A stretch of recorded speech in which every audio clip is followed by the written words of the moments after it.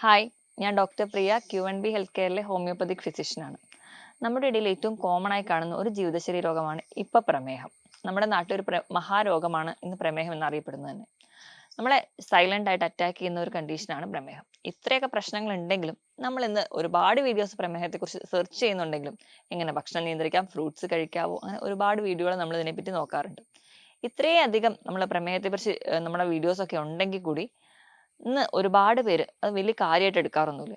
അപ്പം അവര് വീട്ടിൽ തന്നെ പൊടിക്കൈകൾ വെച്ച് ട്രീറ്റ് ചെയ്യാൻ താല്പര്യപ്പെടുന്നവരാണ്. അല്ലെങ്കിൽ ഡയബറ്റീസ് ഉണ്ട് എന്ന് അറിഞ്ഞാൽ വീണ്ടും ഒരു ബ്ലഡ് ചെക്കപ്പിന് വേണ്ടി പോവാത്തവരാണ് കൂടുതൽ ആൾക്കാർ. അതുകൊണ്ട് തന്നെയാണ് പ്രമേഹം മൂലം ഒരുപാട് കോംപ്ലിക്കേഷൻസ് നമ്മുടെ നാട്ടിൽ കൂടി വരുന്നത്. അതിന് ഏറ്റവും വലിയ ഉദാഹരണം എന്ന് പറഞ്ഞാൽ ഡയാലിസിസ് യൂണിറ്റുകൾ ദിവസം പ്രതി കൂടി വരുന്നതാണ്. അപ്പോൾ ഇന്ന് ഈ വീഡിയോയിലൂടെ നമുക്ക് പ്രധാനമായിട്ടും പ്രമേഹം മൂലം ഉണ്ടാകുന്ന കോംപ്ലിക്കേഷൻസ് നോക്കാം. നമ്മുടെ ടോപ്പിക്കിലേക്ക് വരുന്നതിന് മുമ്പ് നമുക്ക് പ്രമേഹത്തെ പറ്റി ഒരു ഇൻട്രൊഡക്ഷൻ നോക്കാം. പ്രമേഹം എന്ന് പറയുന്നത് നമ്മുടെ രക്തത്തിൽ ഷുഗറിന്റെ അല്ലെങ്കിൽ ഗ്ലൂക്കോസിന്റെ അളവ് കൂടി നിൽക്കുന്ന അവസ്ഥയാണ് പ്രമേഹം.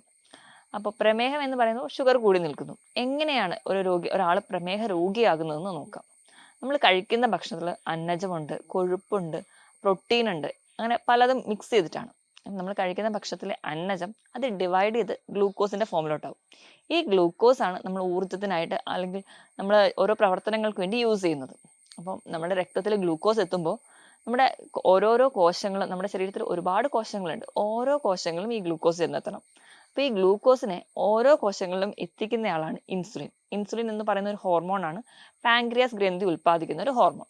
ഈ ഇൻസുലിൻ ആണ് ഓരോ ഗ്ലൂക്കോസ് കണികകളെയും നമ്മുടെ കോശങ്ങളിൽ എത്തിക്കുന്നത്. അപ്പോൾ ഇൻസുലിൻ ഇങ്ങനെ ഗ്ലൂക്കോസിനെ പിടിച്ച് ഓരോ കോശങ്ങളിൽ എത്തിക്കുമ്പോൾ ഈ കോശങ്ങളുടെ അകത്തേക്ക് ചെന്ന് കയറാൻ വേണ്ടി വാതിൽ കൊടുക്കുന്ന ആൾക്കാരെ നമ്മൾ ഇൻസുലിൻ റിസപ്റ്റേഴ്സ് എന്ന് പറയും.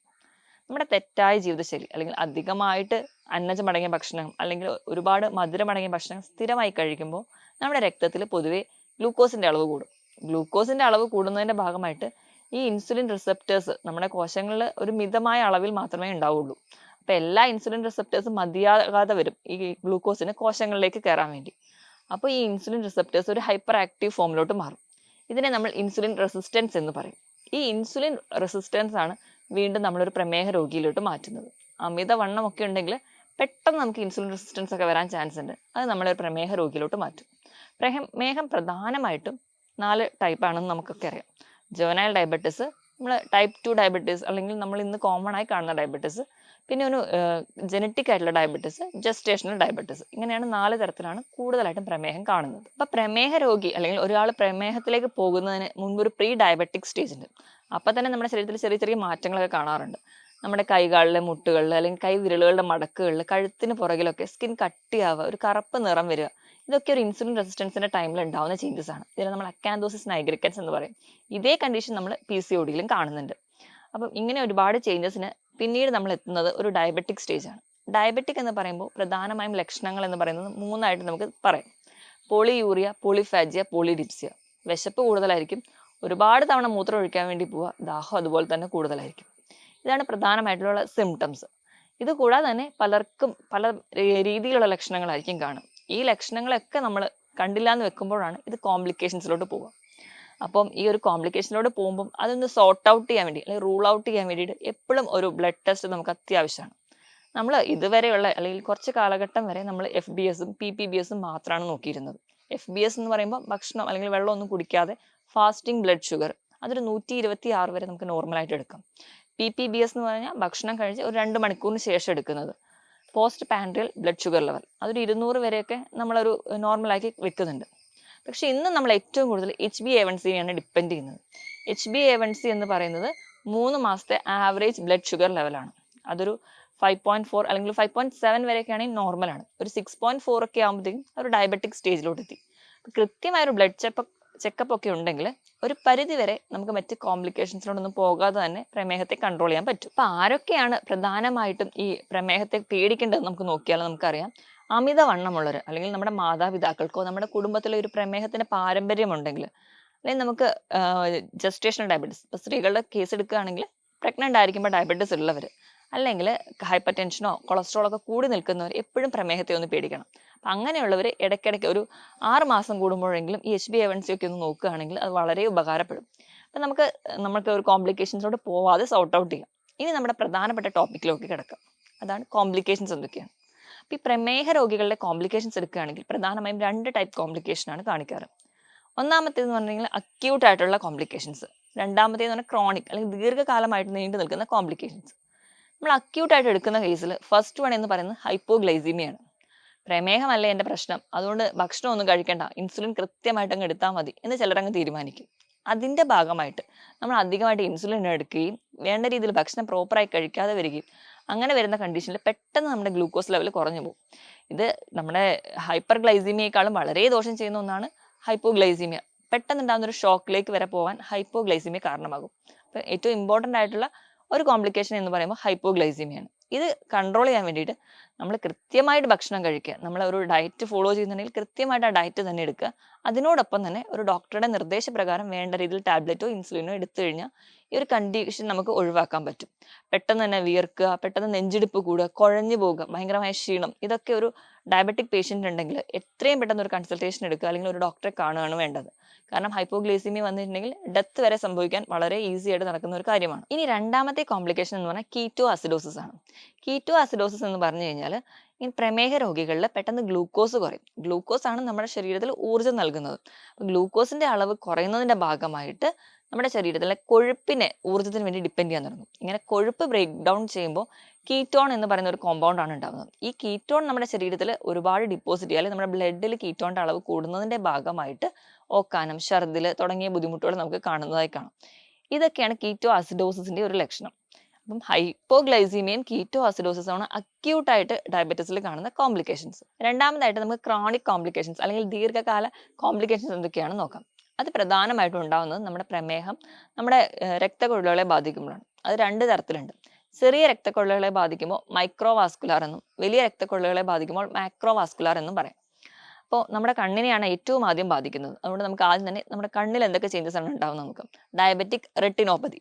അപ്പോൾ അതിൻ്റെ ഭാഗമായിട്ട് നമ്മുടെ കണ്ണിൽ ചെറിയ രക്തക്കൊഴലുകളെ ബാധിക്കും. ചെറിയ രക്തക്കൊഴലുകളെ ബാധിക്കുന്നതുകൊണ്ട് തന്നെ കണ്ണിന് വേണ്ടത്ര ഒരു ബ്ലഡ് സപ്ലൈ കിട്ടാതെ വരും, നമ്മുടെ കാഴ്ച മങ്ങുന്നതായിട്ട് കാണാം. ആ ചെറിയ രക്തക്കൊഴലുകൾക്ക് പെട്ടെന്ന് തന്നെ ആ ഒരു ബ്ലഡ് വെസൽസിന് കട്ടി കുറയുന്നതായിട്ട് കാണാം. ഇങ്ങനെ കട്ടി കുറയുന്നതിൻ്റെ ഭാഗമായി അത് പെട്ടെന്ന് തന്നെ പൊട്ടിപ്പോകുന്നു. ഇങ്ങനെ പൊട്ടിപ്പോകുമ്പോൾ ചെറിയ ചെറിയ ക്ലോട്ട്സ് നമ്മുടെ കണ്ണിൽ ഉണ്ടാവുകയും അത് നമ്മുടെ കാഴ്ച വീണ്ടും കുറയ്ക്കുന്നതായിട്ട് കാണാം. അപ്പോൾ കണ്ണിന് വേണ്ട രക്തം കിട്ടാതെ വരുമ്പോൾ നമ്മുടെ ബോഡിയുടെ തന്നെ ഒരു അഡ്ജസ്റ്റ്മെൻ്റ് ആയിട്ട് പുതിയ ചെറിയ രക്തക്കൊഴലുകൾ ഉണ്ടാവാൻ തുടങ്ങും. ഇങ്ങനെ പുതിയ രക്തക്കൊഴലുകൾ ഉണ്ടാവുന്നതുകൊണ്ട് ഒരു വേണ്ടത്ര സ്ട്രെങ്ത് ഇല്ലാത്തത് കൊണ്ട് തന്നെ നമ്മുടെ റെട്ടിനേനെ അല്ലെങ്കിൽ നമ്മുടെ കാഴ്ചയെ സഹായിക്കുന്ന റെട്ടിനേനെ അത് പിടിച്ച് പുറകോട്ട് വലിക്കും. അങ്ങനെ റെട്ടിനയ്ക്ക് മൊത്തത്തിൽ ഒരു ഡിസ്പ്ലേസ്മെന്റ് ഉണ്ടാവും. അത് നമ്മുടെ കാഴ്ചയെ ബാധിക്കുന്നുണ്ട്. ഇതല്ലാതെ തന്നെ നമുക്കറിയാം ഡ്രൈവിങ് അല്ലെങ്കിൽ വായിക്കുക, എഴുതുക, ഇതൊക്കെ കുറച്ച് മൈന്യൂട്ടായിട്ട് നമ്മുടെ കണ്ണിന്റെ പ്രവർത്തനം ആവശ്യമുള്ള മേഖലയാണ്. അപ്പോൾ ഇത് പ്രധാനമായിട്ടും നടക്കുന്നത് നമ്മുടെ കണ്ണിന്റെ മാക്യുല എന്ന് പറയുന്ന ഒരു ഏരിയനെയാണ്. അപ്പം ഈ മാക്യുലേനെ ബാധിക്കുന്നതുകൊണ്ട് ഡയബറ്റിക് മാക്യുലോപ്പതി ഉണ്ടാവുന്നുണ്ട്. അവിടെയും അങ്ങനെ ഒരു കോംപ്ലിക്കേഷൻസ് പ്രസന്റ് ചെയ്യുന്നുണ്ട്. ഇതൊക്കെയാണ് പ്രധാനമായി കണ്ണിനെ ബാധിക്കുന്നത്. ഇത് കൂടാതെ തന്നെ ഈ പ്രമേഹമുള്ളവരിൽ കണ്ണിന്റെ പ്രഷർ കൂടി നിൽക്കുന്നത് കാണാം. ഇങ്ങനെ കണ്ണിന്റെ പ്രഷർ കൂടി നിൽക്കുന്ന ഒരു കണ്ടീഷനെ നമ്മൾ ഗ്ലുക്കോമ എന്ന് പറയും. ഇതും നമ്മുടെ കാഴ്ചയെ ബാധിക്കും. അതുകൊണ്ട് തന്നെയാണ് നമുക്കറിയാം ഒരു പ്രമേഹം നിയന്ത്രണമല്ലാതെ പോകുമ്പോൾ മിക്ക ആൾക്കാർക്ക് നമ്മൾ പറയുന്നത് ഒന്ന് കണ്ണിന്റെ കാഴ്ച ടെസ്റ്റ് ചെയ്ത് നോക്കുന്നു. മിക്ക ആൾക്കാർക്കും കണ്ണിന്റെ കാഴ്ചയെ ഇത് ബാധിക്കുന്നതായിട്ട് നമുക്ക് കാണാൻ പറ്റും. ഇതൊക്കെയാണ് പ്രധാനമായിട്ടും പ്രമേഹം കണ്ണിനെ ബാധിക്കുമ്പോൾ ഉണ്ടാകുന്ന മാറ്റങ്ങൾ. ഇനി രണ്ടാമതായിട്ട് നമുക്ക് നോക്കുകയാണെങ്കിൽ ഏറ്റവും കൂടുതൽ നമ്മൾ കേൾക്കുന്ന ഒന്നാണ് നെഫ്രോപ്പതി, ഡയബറ്റിക് നെഫ്രോപ്പതി. അതായത് നമ്മുടെ കിഡ്നീനെ ബാധിക്കും. ഞാൻ ആദ്യം തന്നെ തുടക്കത്തിൽ പറഞ്ഞതുപോലെ ഇന്ന് ഒരുപാട് ഡയാലിസിസ് യൂണിറ്റുകൾ തുടങ്ങാൻ ഉള്ള ഒരു കാരണം എന്ന് പറയുന്നത് തന്നെ നിയന്ത്രണമല്ലാതെ പോകുന്ന പ്രമേഹമാണ്. അപ്പം ഇവിടെയാണെങ്കിലും ചെറിയ രക്തക്കൊഴലുകളെ ബാധിക്കും. നമുക്കറിയാം കിഡ്നി ഫങ്ഷൻ ചെയ്യുമ്പോൾ നമ്മുടെ ഈ രക്തക്കൊഴലുകളിലൂടെ രക്തം ചെന്ന് അത് അരിച്ച് മൂത്രമായി പുറത്തേക്ക് കളയാണ്. ഈ ചെറിയ ചെറിയ രക്തക്കൊഴലുകളെ ബാധിക്കുന്നത് കൊണ്ട് തന്നെ നമുക്ക് കൃത്യമായിട്ട് ആ ഒരു കിഡ്നിയുടെ ഫങ്ഷൻ നടക്കാതെ വരും. ആ ഇതുകൊണ്ട് തന്നെ കിഡ്നി ഒരു ഡാമേജിലോട്ട് പോകുന്നത് കാണാം. ഇതുപോലെ തന്നെ നമുക്കറിയാം കിഡ്നിയിൽ ഗ്ലോമറുല എന്ന് പറയുന്ന ഒരു ഏരിയ ഉണ്ട്. അവയാണ് നമ്മുടെ രക്തത്തിനെ അരിച്ച് മൂത്രമായിട്ട് പുറത്തു കളയുന്നത്. ഈ ഒരു അരിപ്പയ്ക്ക് ഓട്ട വീഴുന്നത് പോലെ അല്ലെങ്കിൽ ഈ അരിപ്പ നോർമലി ഫങ്ഷൻ എല്ലാം നഷ്ടപ്പെടുന്നതായിട്ട് കാണാം. അതിന് കാരണവും പ്രമേഹം തന്നെയാണ്. അപ്പം ഈ നോർമൽ ഫങ്ഷനിങ് ഇവിടെ പോകുന്നതിൻ്റെ ഭാഗമായിട്ട് നോർമലി നമ്മുടെ മൂത്രത്തിൽ പ്രോട്ടീൻ്റെ അളവ് ഉണ്ടാവില്ല. പക്ഷേ ഈ ഒരു അരിപ്പയിൽ ഓട്ട വീഴുന്നതിൻ്റെ ഭാഗമായിട്ട് തന്നെ ഈ മൂത്രത്തിലേക്ക് ഈ പ്രോട്ടീൻ നമുക്ക് ആവശ്യമായിട്ടുള്ള പ്രോട്ടീൻ എത്തുന്നത് കാണും. അതിനെ നമ്മൾ പ്രോട്ടീൻ യൂറിയ എന്ന് പറയും. അതിൻ്റെ ഭാഗമായിട്ടാണ് നമുക്ക് മൂത്രത്തിൽ പതയൊക്കെ കാണുന്ന ഒരുപാട് പേര് പറയുന്ന ഒരു പ്രശ്നം നമ്മുടെ ഇന്ന് എല്ലാവരെയും ഒരുപാട് പേരെ ബാധിക്കുന്ന ഒരു കണ്ടീഷനായിട്ട് പ്രോട്ടീൻ യൂറിയ പ്രസന്റ് ചെയ്യുന്നത്. ഇപ്പം ഇതുവഴി നമുക്കറിയാം കിഡ്നീനെ ഒരു പരിധി വരെ കിഡ്നിയാണ് നമ്മുടെ BP കൺട്രോൾ ചെയ്യുന്നത്. അപ്പം അതുവഴി നമുക്ക് നമ്മുടെ BPന്റെ റെഗുലേഷൻ താളം തെറ്റുന്നു. അതുപോലെ മറ്റ് പല സിസ്റ്റത്തിനെയും ബാധിക്കുന്നുണ്ട്. ഇനി അടുത്ത ഒരു കോംപ്ലിക്കേഷൻ എന്ന് പറഞ്ഞാൽ നമ്മുടെ ഹാർട്ടിനെ അഫക്റ്റ് ചെയ്യുമ്പോഴാണ്. ഇവിടെയും നമ്മുടെ ചെറിയ രക്തക്കുഴലുകളെയും അതുപോലെ തന്നെ ഹൃദയത്തിന്റെ പേശികളെയും ബാധിക്കുന്നുണ്ട്. ഇവിടെയും ഈ ഹൃദയത്തിന്റെ നാഡികളെയൊക്കെ ബാധിക്കുന്നത് കൊണ്ട് തന്നെ പ്രോപ്പറായിട്ട് ഹാർട്ടിന് ബ്ലഡ് സപ്ലൈ കിട്ടുന്നില്ല, അല്ലെങ്കിൽ പ്രോപ്പർ ഹാർട്ട് ഫങ്ഷനിങ് നടക്കുന്നില്ല. അതുകൊണ്ട് തന്നെ നമുക്കറിയാം ചെറിയ ചെറിയ ആൻജൈന പോലെയുള്ള അല്ലെങ്കിൽ നെഞ്ചുവേദന വന്നാൽ പോലും ഈ ഒരു നെർവിനെ ബാധിക്കുന്നത് കൊണ്ട് തന്നെ നമ്മൾ അറിയാതെ തന്നെ നമുക്ക് അറ്റാക്ക് വരും. നമ്മൾ സൈലന്റ് അറ്റാക്ക് എന്ന് അതിനെ പ്രസന്റ് ചെയ്യാറുണ്ട്. അപ്പോൾ ഈ ഒരു കണ്ടീഷൻസ് പ്രമേഹ രോഗികളിലെ മിക്കവാറും ഒരു പരിധി വരെ ഡെത്ത് സംഭവിക്കുന്നത് സൈലന്റ് അറ്റാക്ക് ആണ്. കാരണം അവർക്ക് നെഞ്ചുവേദന വന്നാലും പെയിൻ അറിയുന്നില്ല, അവരെ ആ നെർവ് എല്ലാം അവിടെ ഡാമേജ്ഡ് ആണ്. അതുപോലെ തന്നെ വേണ്ട രീതിയിൽ ഹാർട്ട് പമ്പിംഗ് ഒന്നും നടക്കാതെ വരും. ഹാർട്ട് പമ്പിംഗ് നേരെ നടക്കാത്ത രീതിയിലും അല്ലെങ്കിൽ അധികമായി നടക്കുന്നതുകൊണ്ട് പാൽപിറ്റേഷൻ ആയിട്ടും വീക്ക്നെസ് ആയിട്ടും ഒക്കെ പ്രസന്റ് ചെയ്യുന്നതായിട്ട് കാണാം. അപ്പം ഇതാണ് മൂന്നാമത്തെ ഒരു കോംപ്ലിക്കേഷൻ. ഇനി അടുത്തൊരു കോംപ്ലിക്കേഷൻ എന്ന് പറയുമ്പോൾ നമ്മുടെ സ്കിന്നിൽ വരുന്നതാണ്. സ്കിന്നിൽ വരുന്നത് നമുക്ക് എല്ലാവർക്കും അറിയാം. നമ്മൾ മുറ്റത്ത് ചെരുപ്പിടാതെ നടക്കുക അല്ലെങ്കിൽ പറമ്പിൽ ചെരുപ്പിടാതെ പോകുന്ന ഒരു ഡയബറ്റിക് പേഷ്യൻസ് തിരിച്ചു വരുമ്പോൾ ചെറിയൊരു വൂണ്ടോ അല്ലെങ്കിൽ ചെറിയൊരു മുള്ളു കൊണ്ടാൽ പോലും നമ്മൾ ചിലപ്പോൾ അത് ശ്രദ്ധിക്കാതെ വരും. അപ്പോൾ അങ്ങനെ ശ്രദ്ധിക്കാതെ നിൽക്കുമ്പോൾ ഈ ഒരു വൂണ്ട് ഇത് അൾസറായിട്ട് പ്രസന്റ് ചെയ്യുന്നത് കാണാം. കാരണം ഈ പ്രമേഹ രോഗികളുടെ ബ്ലഡിൽ ഷുഗറിന്റെ അളവ് കൂടുതലാണ്. അപ്പം ഇങ്ങനെ ചെറിയൊരു മുറിവ് വന്ന് അതിലൊരു രോഗാണു കയറിക്കഴിഞ്ഞാൽ ഈസി ആയിട്ട് ഈ രോഗാണുക്കൾക്ക് മൾട്ടിപ്ലൈ ചെയ്യാൻ പറ്റും. ഇങ്ങനെ മൾട്ടിപ്ലൈ ചെയ്യുന്നതിന്റെ ഭാഗമായിട്ടാണ് ഈ ചെറിയൊരു ഒരു റോസയുടെ അല്ലെങ്കിൽ ഒരു ചെടിയുടെ മുള്ള് കൊണ്ടാൽ പോലും അതൊരു അൾസറിലൂടെ പ്രസന്റ് ചെയ്യുന്നത്. അതുകൊണ്ട് തന്നെയാണ് ഈ ചെരുപ്പിടാതെ ഒന്നും ഈ പ്രമേഹ രോഗികളോട് പുറത്തിറങ്ങി നടക്കരുതെന്ന് പറയുന്നത്. ഇതാണ് സ്കിന്നിൽ ഉണ്ടാവുന്ന ഒരു കോംപ്ലിക്കേഷൻ. അടുത്തൊരു കോംപ്ലിക്കേഷൻ എന്ന് പറഞ്ഞിട്ടുണ്ടെങ്കിൽ സ്ത്രീകളിലും പുരുഷന്മാരിലും സെക്ഷൽ ഡിസയർ കുറയുന്നതായിട്ട് കാണാം. ഞാൻ നേരത്തെ പറഞ്ഞതുപോലെ നമ്മുടെ നെർവിനെ കംപ്ലീറ്റ് ആയിട്ട് അഫക്റ്റ് ചെയ്യുന്നതുകൊണ്ട് സ്ത്രീകളിലും പുരുഷന്മാർക്കും ഈ ഒരു പ്രശ്നം ഉണ്ടാവും. ഇതോടൊപ്പം തന്നെ പുരുഷന്മാരിൽ ഇറട്ടൈൽ ഡിസ്ഫങ്ഷൻ അല്ലെങ്കിൽ ഉദ്ധാരണക്കുറവ് പോലെയുള്ള പ്രശ്നങ്ങളും ഉണ്ടാവുന്നതിന് ഒരു പ്രധാന കാരണം എന്ന് പറഞ്ഞാൽ ഡയബറ്റീസ് കൺട്രോൾഡ് അല്ല, നമ്മുടെ നെർവ്സിനെ അഫക്റ്റ് ചെയ്യുന്നു. അതുവഴി പ്രോപ്പറായിട്ട് ഒരു ഓർഗന്റെയും ഫങ്ഷൻ നടക്കാതെ പോകുന്നതാണ്. ഇനി ഏറ്റവും വലിയൊരു കോംപ്ലിക്കേഷൻ എന്ന് പറയുന്നത് ന്യൂറോപ്പതിയാണ്. ന്യൂറോപ്പതി എന്ന് പറയുമ്പോൾ നമ്മുടെ നെർവിനെ അഫക്റ്റ് ചെയ്യുക. അത് നമുക്കറിയാം, ഡയബറ്റിക് ന്യൂറോപ്പതി എന്ന് പറഞ്ഞു കഴിഞ്ഞാൽ നമ്മുടെ ഏതൊക്കെ നെർവ്സിനെ അഫക്റ്റ് ചെയ്യുന്നു. ഏറ്റവും കൂടുതൽ നമ്മൾ കാണുന്നത് പെരിഫറൽ ന്യൂറോപ്പതിയാണ്. നമ്മളെ കണക്ട് ചെയ്യുന്ന അല്ലെങ്കിൽ നമ്മുടെ ക്ലിനിക്കിൽ ഒരുപാട് പേഷ്യൻസ് വരുന്ന ഒരു കണ്ടീഷനാണ് കാലുകൾക്ക് തരിപ്പ്, കൈകൾക്ക് തരിപ്പ്, അല്ലെങ്കിൽ പാദത്തിനാണ് കൂടുതലായിട്ട് തരിപ്പ് എന്നൊക്കെ പറഞ്ഞു വരുന്നു. നമ്മൾ നോക്കിക്കഴിഞ്ഞ് കഴിഞ്ഞാൽ അവർ ചിലപ്പോൾ ഒരു കണ്ടിന്യൂസ് ആയിട്ട് പ്രമേഹ രോഗികളായിരിക്കും. അത് ചിലപ്പോൾ ഒന്ന് കൺട്രോൾഡ് അല്ലാതെ പോകുന്നതിന്റെ ഭാഗമായിട്ടാണ് ഈ പെരുപ്പ് അല്ലെങ്കിൽ തരിപ്പ് പോലെയുള്ള ബുദ്ധിമുട്ടുകൾ ഉണ്ടാകുന്നത്. ഇത് കൂടുതലും കാലിനാണ് നമുക്ക് തുടക്കത്തിൽ ഉണ്ടാവുക. കാലിലെ വിരലുകളിൽ നിന്ന് മുകളിലോട്ട് വരുന്ന രീതിയിലാണ് പ്രസന്റ് ചെയ്യുക. ഇപ്പൊ നമ്മൾ വേണ്ട രീതിയിൽ എന്നിട്ടും കൺസിഡർ ചെയ്യുന്നില്ലെങ്കിൽ ഇത് അടുത്തതായിട്ട് ഓട്ടോണോമിക് നെർവ്സിനെ അഫക്റ്റ് ചെയ്യും. ഓട്ടോണോമിക് നെർവ്സ് എന്ന് പറഞ്ഞാൽ നമ്മുടെ കൺട്രോൾ അല്ലാത്ത നാഡികളാണ്. ഹാർട്ടിന്റെ പാൽപിറ്റേഷൻസ് അല്ലെങ്കിൽ നമ്മുടെ ചെറുകുടലും വൻകുടലും മൂവ്മെന്റ്സ്, ഭക്ഷണം ദഹിക്കുക, ഇവയൊക്കെ ഓട്ടോണോമിക് നെർവ്സിൽ വരുന്നതാണ്. അപ്പൊ ഇവയുടെ ഫംഗ്ഷൻ നോർമൽ അല്ലാതെ വരുന്നതിന്റെ ഭാഗമായിട്ട് നമുക്ക് ദഹനം പ്രോപ്പറായിട്ട് നടക്കില്ല, അല്ലെങ്കിൽ ഹൃദയമിടിപ്പ് പോലും പ്രോപ്പർ അല്ലാതെ പോകുന്നത് കാണാം. ഇതൊക്കെയാണ് നെർവ്സിനെ അഫക്റ്റ് ചെയ്യുമ്പോൾ നമ്മുടെ പ്രമേഹ രോഗികളിൽ കാണുന്ന കോംപ്ലിക്കേഷൻസ്. ഇനി നമുക്ക് കാണുന്ന പ്രമേഹ രോഗികളിൽ കാണുന്ന ഒരു കോംപ്ലിക്കേഷനാണ് ശ്വാസകോശത്തിനെ അഫക്റ്റ് ചെയ്യുക അല്ലെങ്കിൽ ലങ്സിനെ അഫക്റ്റ് ചെയ്യുക. ഈ ചെറിയ രക്തക്കുഴലുകളെ ബാധിക്കുന്നതുകൊണ്ട് തന്നെ വേണ്ട രീതിയിലൊരു ബ്ലഡ് സപ്ലൈ അല്ലെങ്കിൽ ഓക്സിജൻ സപ്ലൈ നമ്മുടെ ലങ്സിന് ഉണ്ടാവില്ല. റിച്ച് ആയിട്ടുള്ള ഒരു ഓക്സിജൻ സപ്ലൈ നമ്മുടെ ലങ്സിന് കിട്ടാത്തത് കൊണ്ട് തന്നെ അവിടെ ഒരുപാട് വേസ്റ്റും ടോക്സിൻസും ആണിക്കും.